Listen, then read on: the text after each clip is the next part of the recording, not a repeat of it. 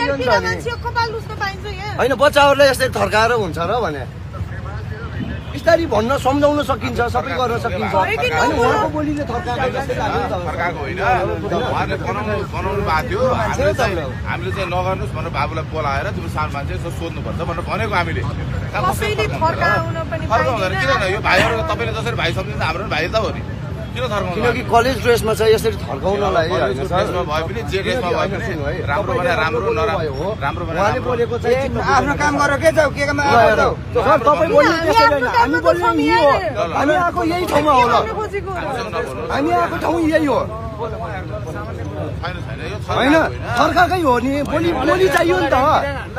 अनि यस्तो के एउटा कुरा त्यो झगडा बोली चाहियो नि त सर जेको लागि आउनु त्यो त डाइभर्ट हुनुभयो के तपाईँ आफ्नो कार्यक्रम